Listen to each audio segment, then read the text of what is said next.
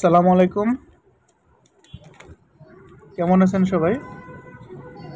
আজকে আসছি বাংলাদেশের মধ্যে সবচেয়ে বড় গবাদি পশুর হাট গাবতলীতে।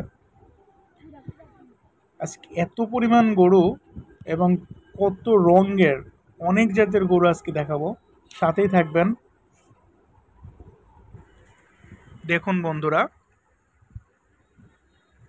এত বড় বড় গরু, মানে কি আর বলবো, দেখতেই ভালো লাগছে। সাদা, লাল, সব রঙের গরু আছে এবার।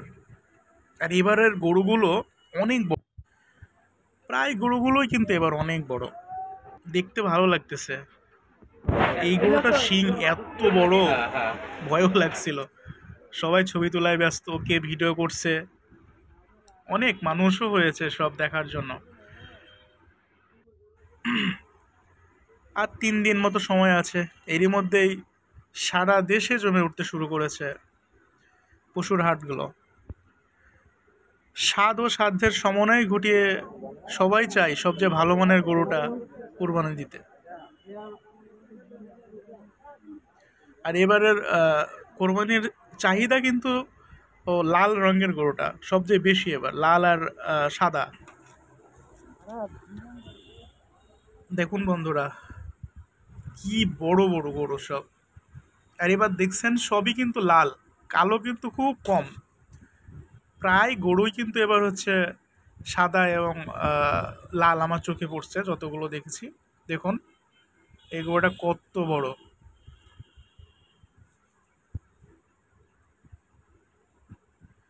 ভালো লাগছে। আজকে হঠাৎ করে বিকেলবেলায় একটু আসলাম, দেখি গরুর বাজারটা এবং দামটা কেমন।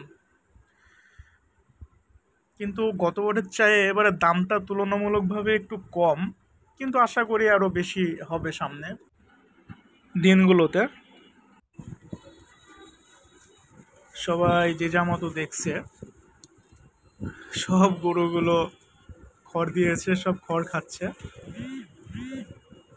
দেখতে পাচ্ছেন সব বাঁধা গরুগুলো মুখ করে তাকায় আছে। ক্রেতারা সব আহ, দেখতেছে,